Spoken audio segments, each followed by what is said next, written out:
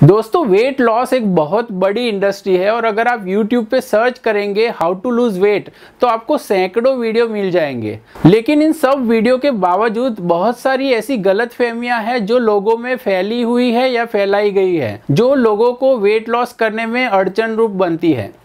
इस वीडियो में हम देखेंगे ऐसी 5 बड़ी गलतफहमियां जो लोगों को वेट लॉस करने से रोकती है। दोस्तों अगर आप इस चैनल पे नए हैं तो as a medical language specialist पिछले 20 सालों में मैंने 5 लाख से ज़्यादा पेशेंट्स के केसेस देखे हैं और इस चैनल पे मैं शेयर करता हूँ हेल्थ और फिटनेस के बारे में लेटेस्ट रिसर्च। तो चलिए आगे बढ़ते हैं। आज जिन 5 गलतफहमियों के बारे में मैं आपको बताने वाला हूं उसमें से सबसे बड़ी गलतफहमी है कि वेट लॉस करने के लिए डाइटिंग करना ज़रूरी है, लेकिन इससे बड़ा झूठ कोई नहीं है। रिसर्च से पता चला है कि 85% लोग जो किसी भी तरह के डाइट से अपना वजन कम करते हैं उनका वजन थोड़े ही समय में वापस बढ़ जाता है। In fact dieting is one of the best predictors of future weight gain. सच्चाई ये है कि आप किसी भी तरह से वेट लॉस करें, लेकिन अगर आप उसको परमानेंट हैबिट नहीं बना सकते तो वो आपके लॉन्ग टर्म में किसी काम में नहीं आने वाली।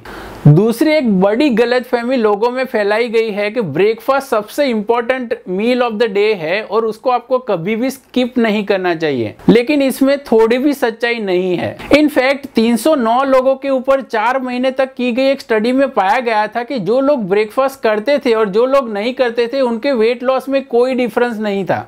ये भी एक बहुत बड़ी गलतफहमी है कि ब्रेकफास्ट से आपका मेटाबॉलिज्म बढ़ता है and small frequent meals throughout the day will lead to more weight loss. तीसरी बड़ी गलतफहमी ये है कि अगर आपको वेट लॉस करना है तो आपको सभी तरह के कार्बोहाइड्रेट्स छोड़ने पड़ेंगे, जैसे दाल, रोटी, राइस, पोटैटो, जिसको कीटो डाइट भी बोलते हैं।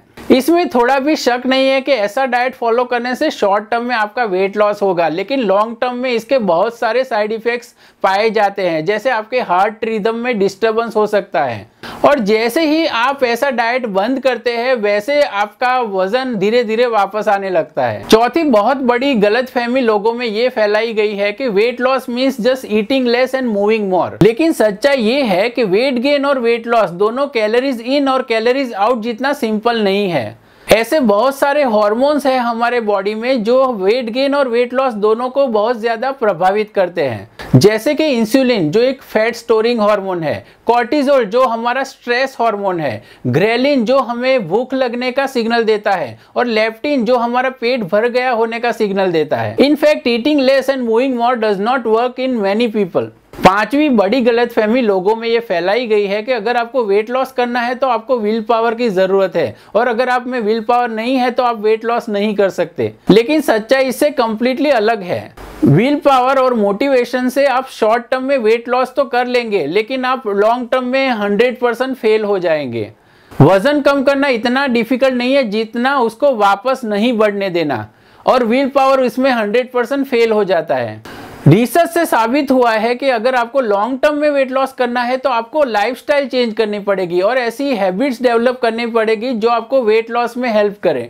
जैसे आपको सुबह में ब्रश करने के लिए विल पावर या मोटिवेशन की जरूरत नहीं पड़ती है क्योंकि ये एक हैबिट है, ऐसे ही आपको वेट लॉस की हैबिट्स डेवलप करनी पड़ेगी और फिर वेट लॉस ऑटोमेटिक हो जाएगा। उसके लिए आपको किसी मोटिवेशन की जरूरत नहीं पड़ेगी।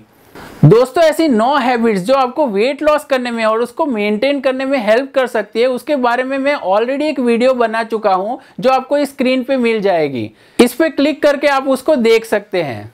अगर आप इस चैनल पे नए हैं तो इस चैनल को सब्सक्राइब करके बेल आइकन दबाना ना भूलें, जिससे आपको मेरी फ्यूचर वीडियोस की नोटिफिकेशन मिलती रहे। तो मिलते हैं अगले वीडियो में।